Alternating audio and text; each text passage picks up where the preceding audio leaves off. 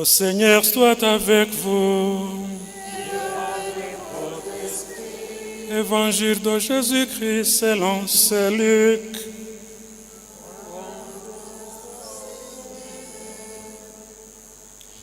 Du milieu de la foule, un homme demanda à Jésus, « Maître, dis à mon frère de partager avec moi notre héritage. » Jésus lui répondit, « Qui m'a établi pour être votre juge ou pour faire vos partages ?» Puis il s'adressa à la foule, « Gardez-vous bien de tout apprêter au gain, car la vie d'un homme, fût-il dans l'abondance, ne dépend pas de ses richesses. » Et il leur dit cette parabole. Il y avait un homme riche, dont les terres avaient beaucoup rapporté. Il se demandait, « Que vais-je faire? Je ne sais pas où mettre ma récolte. » Puis il se dit, « Voici ce que je vais faire. Je vais démolir mes greniers, j'en construirai de plus grands et j'y entasserai tout mon blé et tout ce que je possède. Alors je me dirai à moi-même, te voilà avec tes réserves en abondance pour de nombreuses années. Repose-toi, mange, bois, jouis de l'existence. » Mais Dieu lui dit, « Tu es fou. Cette nuit même, on te redemande ta vie. Et ce que tu auras mis de côté, qui le rend? Voilà ce qui arrive à celui qui amasse pour lui-même, au lieu d'être riche en vie de Dieu. » Acclamons la parole de Dieu.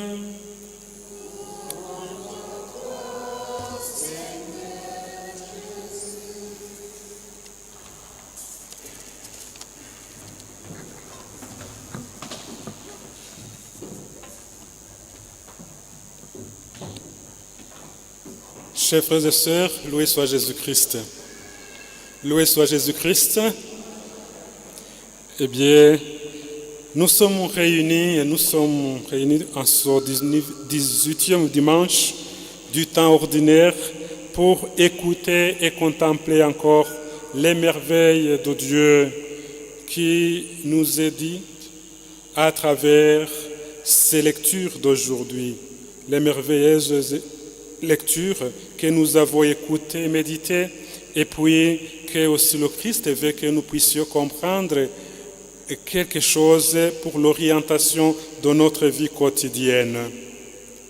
Eh bien, dans la première lecture, tirée du livre de l'Ecclésiastique, et il nous est dit « Vanité de vanité, tout est vanité, dit le Coërète ». Eh bien, quand on dit vanité de vanité, tout est vanité, quelquefois il faut aussi comprendre que ce qui nous est dit, ce que Dieu veut que nous puissions comprendre, c'est que les soucis, les biens matériels de ce monde que nous avons, qui souvent aussi nous aident à vivre, qui nous aident à être des personnes en bonne santé, ce n'est pas dire que nous avons les arracher, nous avons les mettre de côté, parce que l'Ecclésiaste nous dit que vanité de vanité, tout est vanité.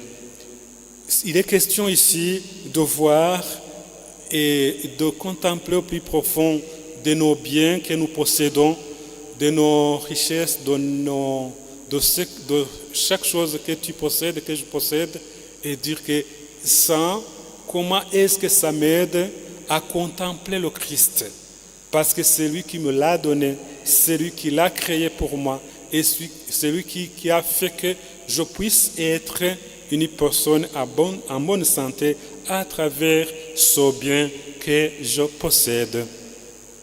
Donc, voir très loin, afin que tous nos biens que nous possédons ne puissent pas être nos séductions, ne puissent pas être des choses idolâtrices, que nous ne puissions pas adorer ou bien avoir toutes nos choses là comme si c'était notre Dieu. Éviter toutes sortes d'idolâtrie à travers tout ce que nous possédons.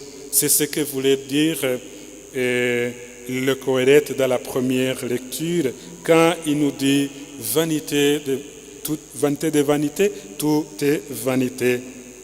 Et les choses terminent, tout ce que nous possédons est limité dans le temps et dans l'espace.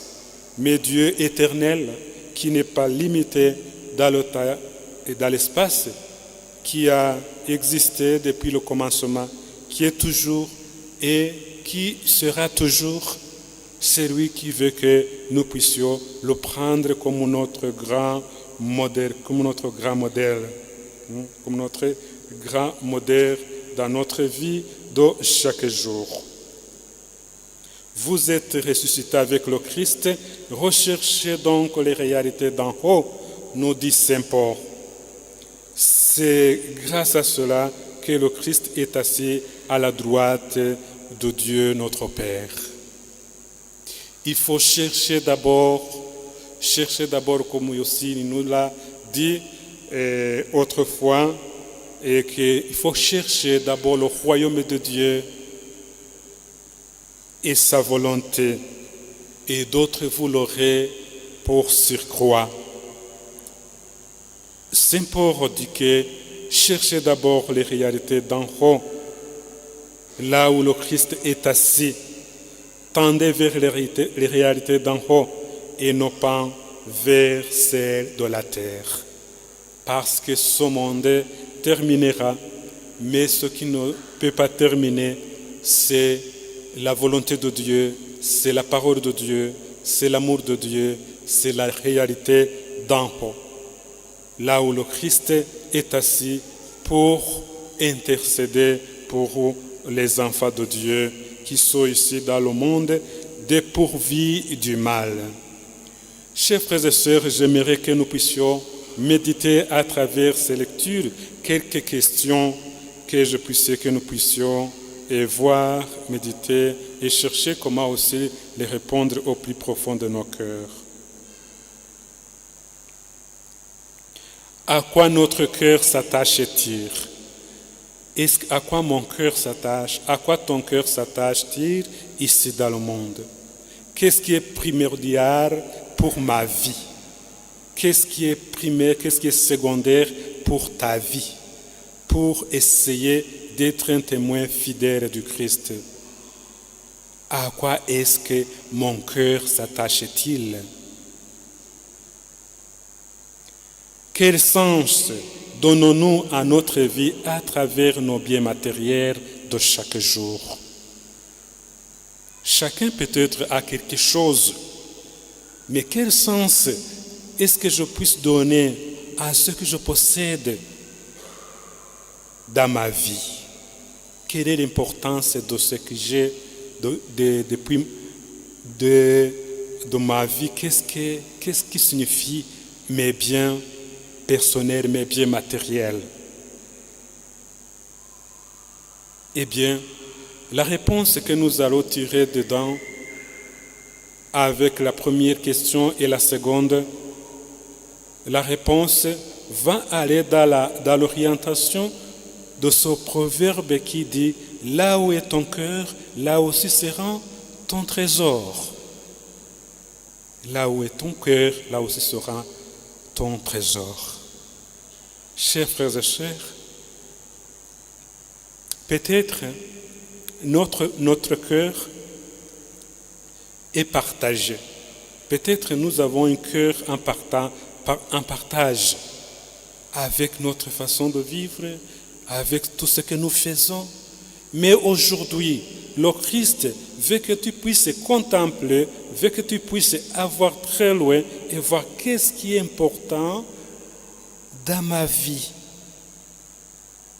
Comment est-ce que les biens que je possède m'aident à contempler celui qui les a créés? Où est mon cœur? Est-ce que ça reste toujours souvent dans mes biens ou bien aussi, quelquefois, j'oublie celui qui les a créés. Là où est ton cœur, là où ce sera ton trésor. Que chers frères et sœurs, grâce à ce proverbe, nous puissions avoir un trésor dans la contemplation de Dieu notre Père qui nous a créés gratuitement, mais comme disait Saint Augustin, qui ne pourra pas nous sauver gratuitement. Dieu nous a créés sans nous, mais il ne nous sauvera pas sans nous. Il faut que nous puissions faire quelque chose, que nous puissions agir comme enfants de Dieu. L'évangile d'aujourd'hui met en lumière la folie de celui qui accumule des biens pour lui seul, sans penser à Dieu ni aux autres.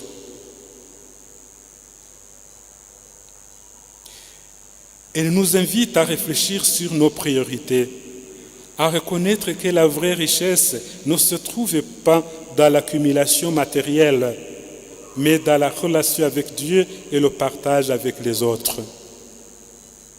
La vraie richesse, ma relation avec Dieu, mon témoignage d'amour de Dieu à travers mes proches, comment est-ce que je vis avec mes proches, comment je les aime, comment je manifeste la paix à travers eux.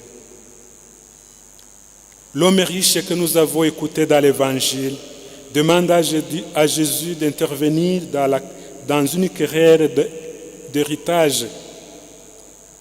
Jésus refuse d'être arbitre et en profite pour avertir le danger de l'avarice. Le danger de l'avarice. Nous tous, nous connaissons qu'est-ce que c'est l'avarice. L'avarice, c'est parmi les 7 péchés capitaux. Les 7 péchés capitaux. Donc, quand on dit les péchés capitaux, c'est-à-dire la racine des péchés que souvent les personnes commettent du jour à jour. Parmi ces péchés, il y a l'avarice. L'avarice, c'est-à-dire l'accumulation. Aimer soi-même, ne pas penser à l'autre. Ce que je possède, c'est pour moi-même. Ce que je vais faire, c'est pour seulement moi-même. Je ne peux pas aider mon confrère. Je ne peux pas aider mon proche. Je ne peux pas avoir souci ou de se préoccuper de celui qui est en danger, qui a besoin de mon intervention. C'est ça l'avarice. Restant soi-même, s'aimer et ne pas penser à l'autre, ça en relation avec la gourmandise. Quand une personne est avare, c'est-à-dire cette personne-là ne peut pas aider, ne peut pas avoir la charité pleine que Dieu a besoin pour lui. Alors Jésus avertit le danger de l'avarice à travers cet homme qui disait que je vais manger, je vais boire, je vais me reposer parce que j'ai tout à moi, je ne manquerai rien. Mais Jésus il a répondu, tu es fou. Tu es fou parce que tu ne penses pas à la réalité d'en haut. Tu ne penses pas que tout ce que tu possèdes, il y a celui qui te les a donnés. Et imaginez si tu vas mourir cette heure-ci ou bien après-demain, ces biens-là, à qui appartiendra-t-il?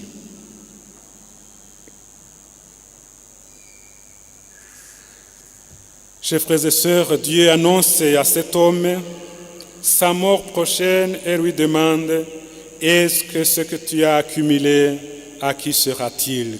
Comme je venais de le dire. Les lectures d'aujourd'hui soulignent que la véritable richesse est une richesse spirituelle, se trouve dans l'amour de Dieu et le service des autres. Ces lectures aussi mettent en garde contre l'avarice qui peut nous aveugler et nous rendre insensibles aux besoins des autres. Mon prochain, mon frère, ma soeur, mon camarade de travail a besoin de mon secours.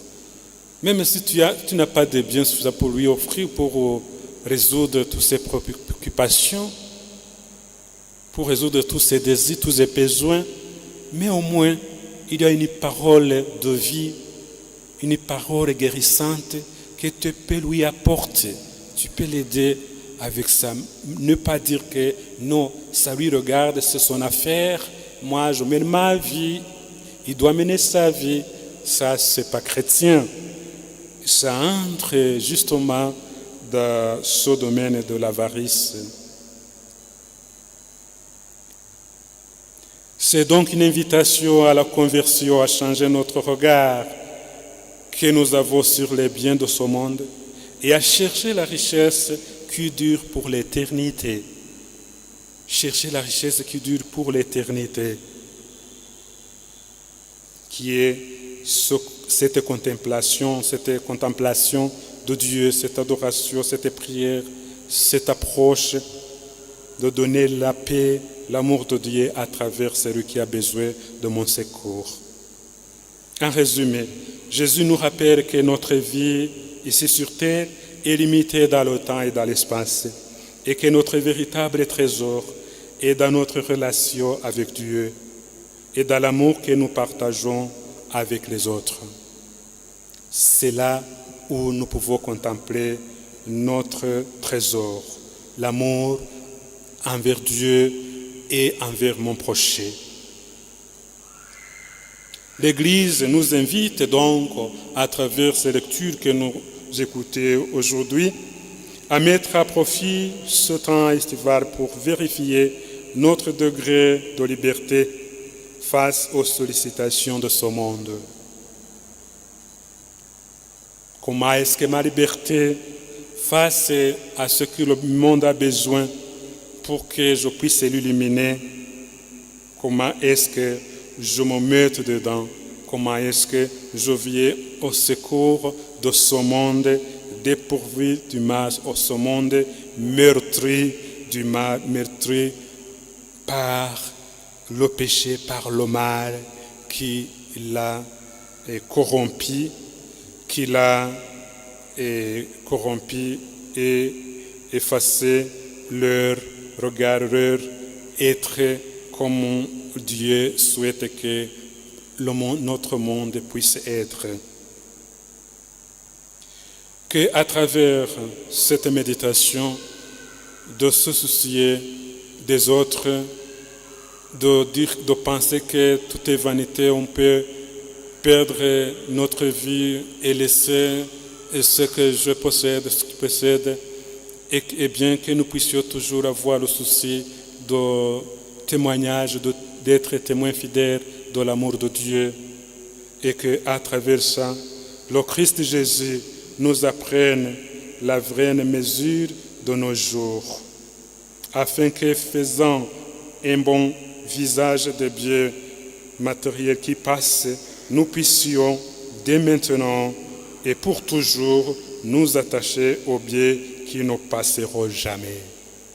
À s'attacher aux biens qui ne passeront jamais, qui est Dieu le Père, Dieu, sa volonté, témoignage de son amour, écouter, méditer et mettre en pratique ce qu'il nous demande, comme aussi il nous le demande aujourd'hui, et bien pour toujours. Que l'Esprit Saint resplendisse dans le cœur de tout et chacun, de toute et chacune, ici présent et présente, afin que nous puissions toujours être des témoins fidèles de l'amour de Dieu, nous puissions penser aux autres, nous puissions toujours se soucier des autres et se soucier de Dieu au lieu de se soucier des biens qui passent et qui terminent le jour où nous ne pouvons pas savoir. Que l'Esprit de Dieu, que le Saint-Esprit qui a conduit le Christ au désert pour combattre et vaincre toutes les tentations qu'il a endurées ici dans le monde, aussi nous illumine pour vaincre tout ce qui nous empêche à continuer à être des exemples fidèles qui se soucient des biens qui ne terminent pas, le trésor de Dieu, la volonté de Dieu, être toujours témoin fidèle de l'amour que le Christ nous donne, nous a donné et nous interpelle du jour à jour. Loué soit Jésus-Christ.